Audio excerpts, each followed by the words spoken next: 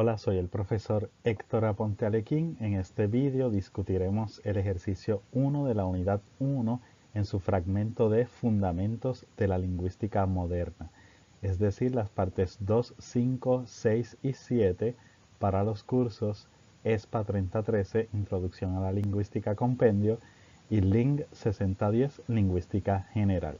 Es importante ver y estudiar este vídeo y también leer la clave del ejercicio que tienen disponible en la plataforma virtual para poder hacer el ejercicio 2 que sí se entrega, que es para nota y que sí se corrige. En las próximas laminillas o en el resto del vídeo deben subir un poquito el volumen porque vamos a entrar a la captura de pantalla, de modo que iremos discutiendo la clave directamente en el documento y la voz se reduce un poquito, la modulación del sonido baja. Así que es importante que suban un poquito el volumen. Como se habrán dado cuenta, este ejercicio recoge o intenta evaluar destrezas y contenidos de la unidad 1 en su segmento del trabajo del lingüista y también de la unidad 1 en la parte Fundamentos de la Lingüística Moderna, que se resume en las lecturas asignadas del libro de Walde y compañeros. La parte 2, por ejemplo, aborda la destreza de identificar los principios y los parámetros de la hipótesis innatista de la gramática generativa. El primero, la posición de sujeto existe en todas las lenguas, es un parámetro porque ese enunciado establece una característica lingüística común a todas las lenguas, es decir, alude a un fenómeno perceptible en el lenguaje. Según la hipótesis innatista, esta posición existe en cualquier lenguaje artificial o humano que se genere, de manera que es una característica de la gramática universal o del esquema que tenemos todos los seres humanos para integrar lenguaje sobre él, de manera que se convierte en un principio.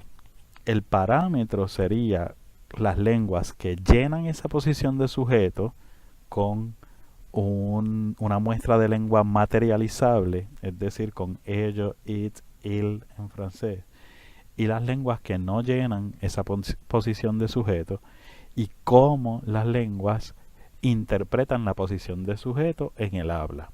Si la posición de sujeto se queda pospuesta, es decir, si el elemento léxico que llena la posición de sujeto permanece en su posición original u originaria del sujeto, o si adquiere una posición de especificador de la oración, que sería la posición de sujeto que nosotros conocemos en el español y en el inglés y en otras lenguas de origen indoeuropeo, que es la posición preverbal, antes del verbo.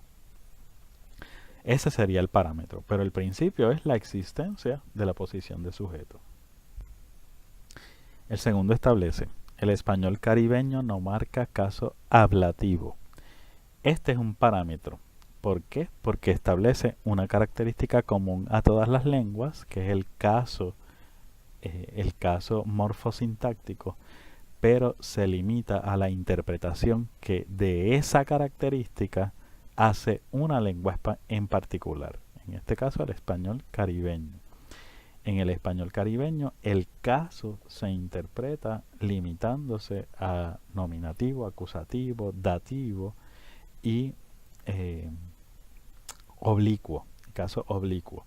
El caso ablativo no se marca ni por preposición ni morfológicamente. De modo que este es un parámetro. El principio es la existencia del caso morfosintáctico, el parámetro si se marca o no en tal o cual lengua. La tercera establece: los fonos nasales son siempre sonoros. Este es un principio de cualquier lengua. Articulatoriamente, es decir, en la fonética y en la fonología, en la articulación y en la producción del sonido que tiene significado, es decir, de los fonos en las lenguas, los nasales siempre involucran la vibración de las cuerdas vocales. Por lo tanto, siempre son sonoros, independientemente qué función tengan en cada lengua. De modo que es un principio. Establece una característica lingüística común a todas las lenguas y alude a un fenómeno perceptible en el lenguaje. El 4. La R velar aparece primero en entornos intervocálicos. 4 manifiesta un parámetro porque alude específicamente a la R velar y a esa aparición limitada a unos contextos lingüísticos, es decir, entornos muy restringidos.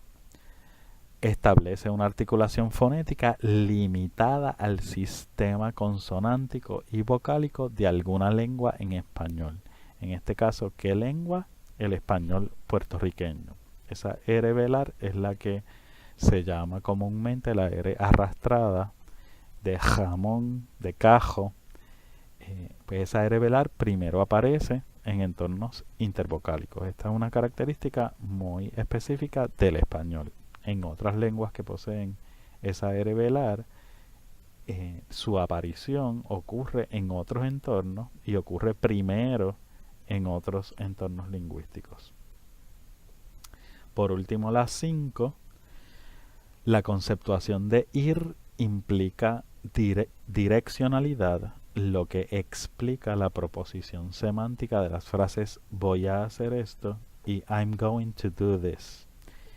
Este es lo que se conoce como un universal semántico y es un principio. Al parecer, en todas las lenguas que se han estudiado hasta el momento, existe una conceptuación de ir que implica dirección y por eso usamos el verbo ir para una dirección literal, es decir, voy al parque, pero también usamos el verbo ir para una dirección metafórica, voy a hacer tal cosa, es decir, el camino a hacer tal cosa. Esa es una interpretación metafórica que es parte de la configuración regular de la lengua. Como esa característica parece ser compartida por todas las lenguas estudiadas, podemos establecer, o sea, establecido según Bloom, que es un principio o un universal semántico. Esa metaforización de la acción de ir. Esa es la segunda parte. Si tienen alguna pregunta, recuerden hacérmela. Yo sé que la grabación nunca sustituye la clase presencial, pero pues trato de anticiparme a las preguntas que puedan tener ustedes. Y en este caso particular en que se grabó este vídeo, se grabó porque hubo un receso académico inesperado y no pudimos reunirnos. Así que estamos reponiendo una clase. Bueno, ya discutimos la parte 3. La parte 4 es súper importante. Revisen esa parte 4 para que puedan entender cuál es la clasificación y cuál es el razonamiento que conduce a tal clasificación. Parte 5. En la parte 5 se nos presenta un ejemplo de un niño, una dificultad de un paciente que es un niño también que es afásico, que tuvo afasia. Como explican las instrucciones, se le enseñó una fotografía de un pulpo y dice lo siguiente: Oh, I know what that is. That's an animal that lives in the sea. It's good to eat. The Japanese eat it a lot. Its name has something to do with part of its body. Maybe the legs. Let's see. El paciente cuenta el número de tentáculos y empieza 8, octopus. Y el ejercicio nos dice que expliquemos cómo el paciente supera sus dificultades y cómo finalmente da con la palabra inglesa octopus. Si lo analizamos, nos damos cuenta que para encontrar el ítem léxico pulpo, el paciente primero hace asociaciones contextuales relativas a sus experiencias de vida. El primero, cuando ve la foto del pulpo, pues recuerda que los japoneses lo comen mucho, que es bueno para comer, que vive en el mar. De modo que lo primero que aparece en su configuración mental, asociando el signo, que es el pulpo, a una representación lingüística, a un significante lingüístico, es la experiencia de vida, que vive en el mar, bueno para comer, los japoneses lo comen. Después que usa su experiencia de vida o sus conceptos no lingüísticos, entonces intenta lexicalizar el concepto que ya encontró. Ya encontró el concepto, no lo tiene lingüísticamente, y el próximo paso es tratar de darle una palabra a ese concepto, es decir, lexicalizarlo. Intenta lexicalizarlo, el concepto que ya encontró, aludiendo a una palabra y también usando la imagen mental del referente en cuestión. Es decir, él lo que hace, él tiene la imagen mental del pulpo y trata de conectar la experiencia de vida, vive en el mar, bueno para comer, los japoneses lo comen, con esa imagen mental. Es decir, procede a asociar el significante del pulpo con un significado, o en este caso al revés, tiene un significado e intenta buscarle un significante. Al final, esa imagen mental que obtiene le provee la información necesaria, es decir, él cuenta los tentáculos para establecer una conexión etimológica o morfológica de la forma de la palabra y a lo que alude la palabra con el número 8. El pulpo tiene 8 tentáculos, por lo tanto, él asocia la palabra 8 con el nombre octo. El nombre alude a esa realidad y ese paso lo dirige rápidamente al reconocimiento, a reconocer el significante en relación con el significado y puede producir el ítem léxico octopus de la derivación de los 8 tentáculos.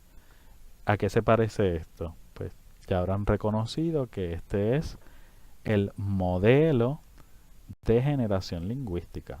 Al parecer, los pacientes afásicos siguen el mismo proceso del modelo de generación lingüística que ya estudiamos como parte de la unidad. De manera que podrán inferir que los pacientes de afasia han sido o han servido para evidenciar aún más o para justificar aún más la propuesta teórica de este modelo, que comienza con el plano conceptual que no necesariamente es lingüístico, como le pasó a este paciente, prosigue con la lexicalización, luego hay unos procesos, unas estructuras que en este caso no se dieron porque el proceso por el que él pasó fue únicamente léxico, no fue sintáctico, no produjo una oración. Y al final se adquiere una forma fonológica, pues él pudo producir octopus, y una forma lógica, semántica, pues pudo descifrar que octopus es esa cosa que vive en el mar, que le gusta a los japoneses, que es bueno para comer y que tiene 8 tentáculos. De modo que pasó a un plano conceptual lingüístico articulado e interpretable. Recordatorio de que cuando nos enfrentamos a este tipo de ejercicio realmente es una aplicación del constructo teórico del modelo de generación lingüística. En la parte 4 se nos pregunta por cuál de las dos afirmaciones es más razonable y por qué. La parte 6. Esta parte 6 es una aplicación de los conceptos teóricos de las características del lenguaje humano en oposición al lenguaje animal y al lenguaje artificial. Pues tenemos, aprendí una palabra nueva hoy versus aprendí una oración nueva hoy. La afirmación más razonable es la primera, aprendí una palabra nueva hoy. Aprender una palabra es posible en tanto cada vocablo es un significante o una unidad discreta de una lengua en cuestión. ¿Cuál característica estamos aplicando? La característica de unidades discretas o la característica de la discreción del lenguaje. A partir de esas unidades discretas se crean otras unidades de mayor alcance que son las oraciones. Estas últimas, sin embargo, se forman a partir de órdenes y combinaciones que tienen posibilidades infinitas. ¿Qué característica estamos aplicando en esa afirmación? La característica de la creatividad y la característica de la productividad. También la característica que mencionan O'Grady y compañeros de la universalidad del lenguaje. Es poco razonable que alguien se aprenda una oración de memoria, pues cuenta con la opción de usar las palabras que tiene a su disposición para ordenarlas y combinarlas a su gusto. Característica de creatividad. Escuchamos una afirmación, la recordamos más o menos y volvemos a generar la oración. Las oraciones, cada vez que se enuncian, vuelven a pasar por el proceso de generación. Las palabras no necesariamente, las palabras se seleccionan. Las palabras se seleccionan, las oraciones se generan. Y el hecho de que se generan posibilita que se combinen y ordenen de manera distinta de la original. Por eso es bien poco probable decir, aprendí una oración nueva hoy. Por eso la oración es la unidad máxima de estudio en la sintaxis. Por eso es que cuando estudiemos la unidad de sintaxis, verificaremos que la oración es la unidad máxima. Porque el objetivo de la sintaxis es descifrar cómo se da ese proceso de orden y combinación para seguir unos patrones específicos. ¿Por qué esos patrones no son aleatorios, no son inmotivados o no son fortuitos? Bien, de modo que aquí aplicamos varias de las características del lenguaje humano para establecer que la segunda afirmación, aprendí una nueva oración hoy, es muy poco razonable.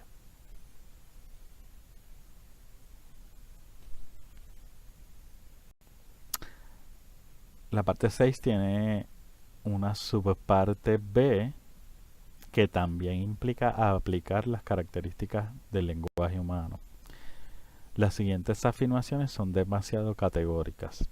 A base de su conocimiento sobre lingüística, indique si la afirmación en cuestión es cierta o falsa. Argumente su respuesta. La número 1 dice: es más fácil aprender francés si tus abuelos eran franceses, aunque hayan fallecido cuando tú naciste y nunca los hayas conocido. Pues esta afirmación es completamente falsa porque se fundamenta en el mito de que la herencia genética está asociada con la lengua. Más bien, la herencia genética está asociada con el lenguaje, con la capacidad de configurar lenguas. La herencia genética está asociada con esa capacidad y no con la manifestación particular del lenguaje. Es decir, no está asociada con la manifestación particular de una lengua en cuestión. Para que ocurra una lengua, para que se genere una lengua, ¿qué tiene que haber? Pues no solo puede haber la dimensión mental, sino que también necesitamos la dimensión social.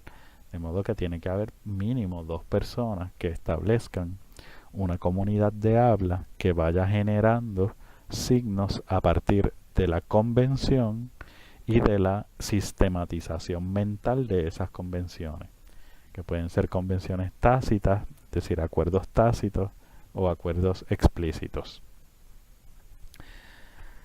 Es falso entonces que que si mis abuelos eran franceses, aunque nunca los haya conocido, se me va a hacer más fácil aprender francés, porque no es cierto que tenga el francés en la sangre. Para aprender francés, simplemente necesito contacto con una persona o con una máquina que hable francés. Necesito la parte social del lenguaje, no basta con la parte mental, porque la parte mental no configura lenguas. La parte mental configura capacidad de aprender una lengua, de montar una lengua sobre ese esquema o ese esqueleto común. Pero las lenguas necesitan, pues, adquirir los parámetros. Tenemos los principios, necesitamos adquirir los parámetros. No nacemos con los parámetros en la sangre o genéticamente.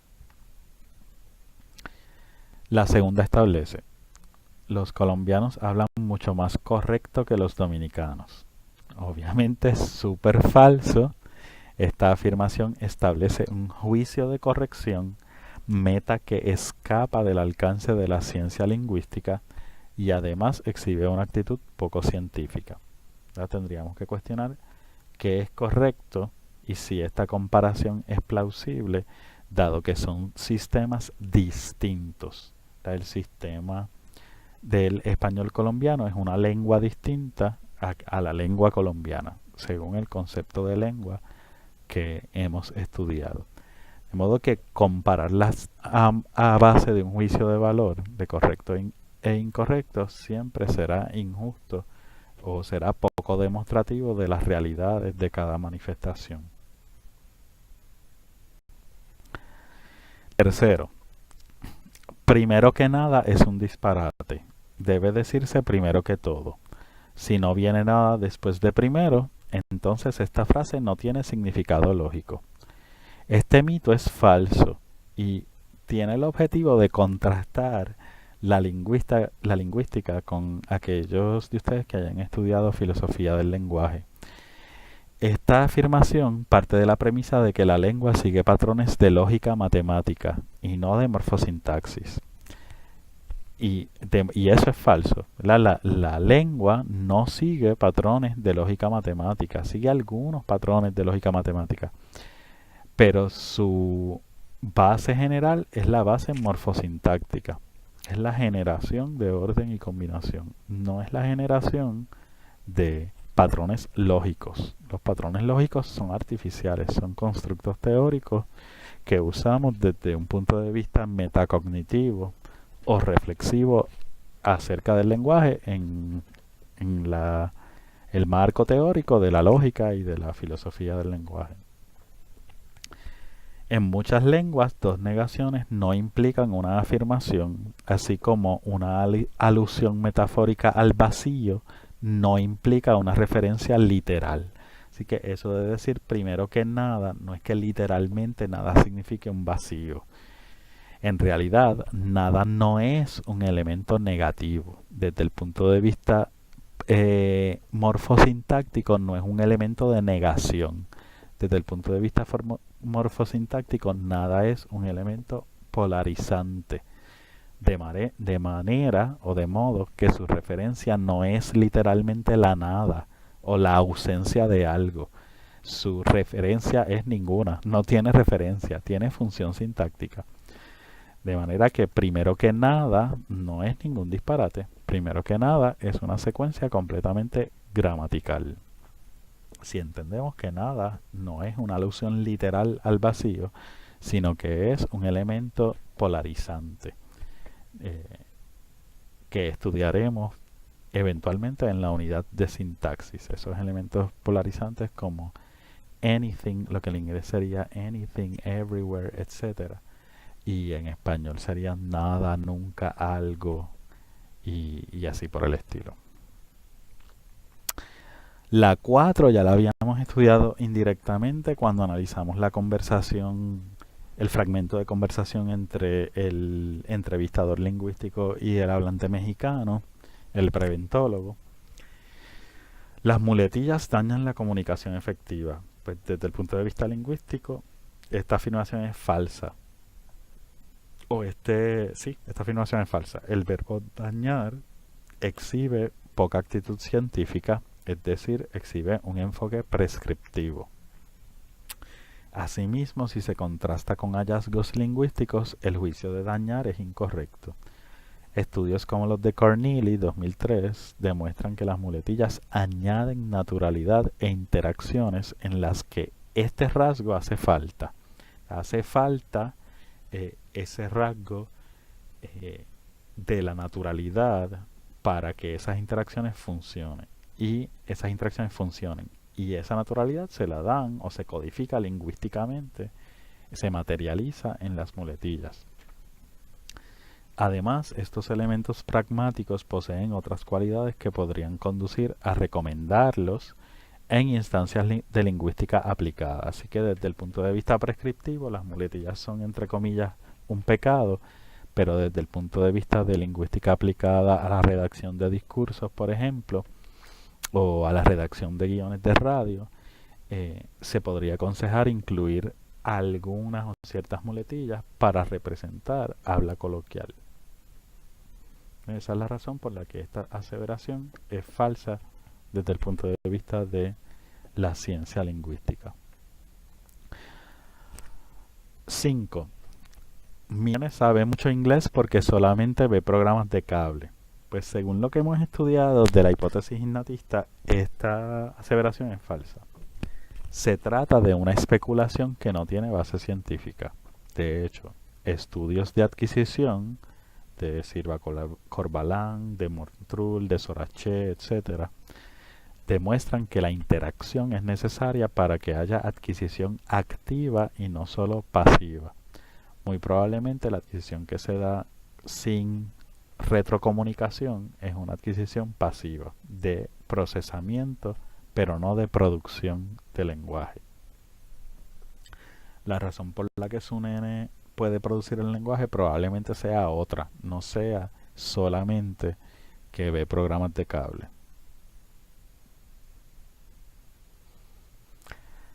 Y bueno, ya hemos llegado a la parte 7. En la parte 7 es una aplicación de la característica del lenguaje humano, de la generalización, es decir, y de la universalidad del lenguaje.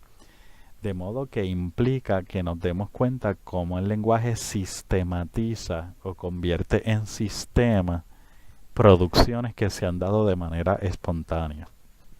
Dicen las instrucciones. Intuya el proceso que dio paso a la formación de las palabras subrayadas en las siguientes oraciones.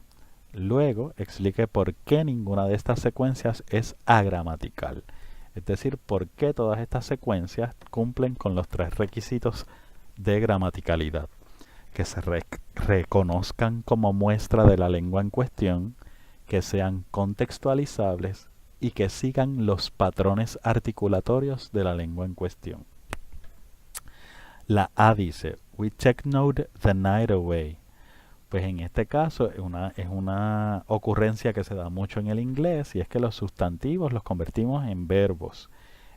Don't hector me. Si alguien me dice, Héctor, tal cosa, Héctor, pues yo le contesto, don't hector me, no me hectorees. Esa es una característica del lenguaje que es completamente gramatical. Hemos convertido un sustantivo en verbo acomodándolo a los patrones de la formación de verbos.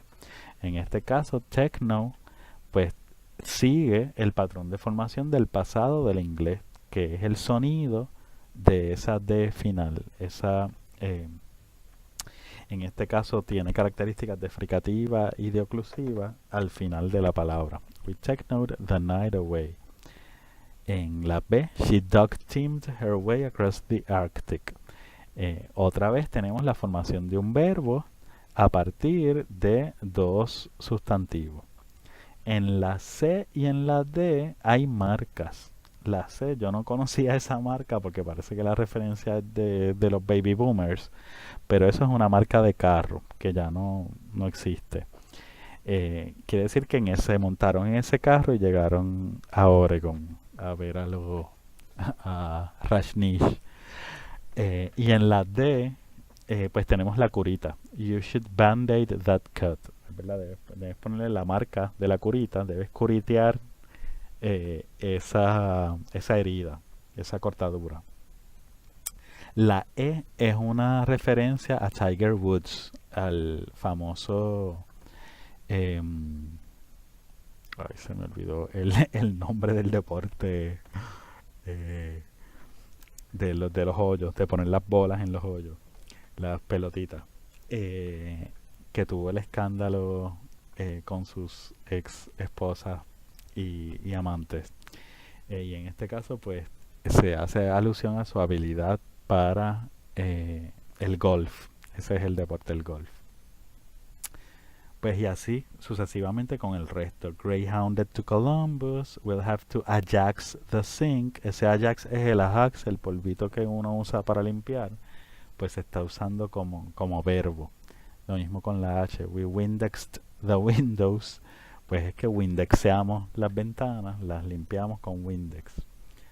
You should Clairol your hair. Pues debes pintarte el pelo con Clairol. Y let's carton the eggs, que es poner los huevos en el empaque de cartón. En todas las instancias se crea un verbo a partir de un sustantivo. En C, D, F, G, H, E, I se trata de nombres propios. como ya discutimos. Marcas de productos de uso cotidiano o de transportación, como Ajax, Windex, marcas de uso cotidiano, Band-Aid, o de transportación como el MG y el Greyhound. En AIJ, en cambio, los nombres son comunes. Techno y Carton, with Technode the Night Away y el Let's Carton the Eggs. El ítem E, He Tigered That Putt, presenta una instancia interesante. Una instancia interesante, pues alude al desempeño deportivo del golfista Tiger Woods. Ninguna de estas secuencias es agramatical porque todas cumplen con los tres requisitos de gramaticalidad: que se les reconozca como parte de la lengua en cuestión, a todas se les reconoce como parte del inglés, siguen el sistema del inglés, todas provienen de ítems léxicos del inglés, todas tienen coherencia estructural, es decir, todas siguen los patrones articulatorios del inglés, lo cual se demuestra en la formación de verbos. Todas siguen el patrón de marca de pretérito pasado con el sonido d o t,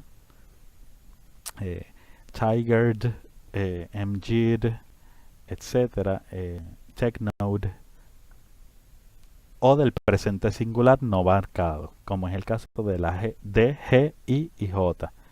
En la D, you should band-aid. En la I, you should Clairol. Y en la G, we'll have to Ajax the sink. Lo mismo con la J, Let's Carton the Eggs. Ninguna de esas palabras tiene ninguna marca porque tienen el presente singular no marcado del inglés. Es decir, el bare present, el presente desnudo, o bare como B-A-R-E, que es el presente singular no marcado. Y por último, todas son contextualizables, todas funcionan en una conversación, es decir, que podemos deducir su significado a partir de la conversación.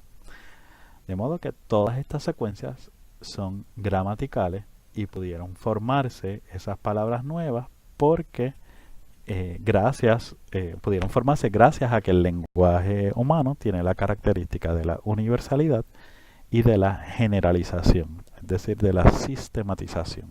Si me invento una palabra nueva, automáticamente esa palabra nueva, aunque yo no quiera, sin querer, se va a incorporar al sistema de alguna lengua.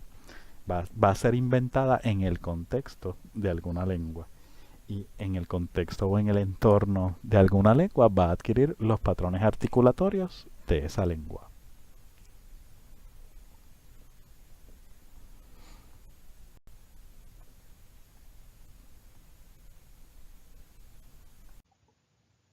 Eso es todo en relación con este ejercicio. Recuerden estudiar la clave, ver y escuchar este video las veces que lo necesiten. Si tienen preguntas, por favor háganlas en clase o saquen cita y reúnanse conmigo en mis horas de oficina, que no les voy a decir cuáles son porque están en el sílabo. Quiero pedirles disculpas porque cuando grabo en la pantalla sola se escucha mucho mi respiración, es algo en lo que estoy recibiendo entrenamiento, así que estoy aprendiendo poco a poco. Y nada, cualquier otra pregunta, cualquier otra duda, me escriben mensaje directo en la plataforma virtual, ya sea Moodle o Edmodo, el que esté usando en el momento, en su semestre, o al correo electrónico institucional hector.aponte2@upr.edu. Recuerden seguir el formato que está indicado en el sílabo. Y hasta luego, hasta pronto. Bye.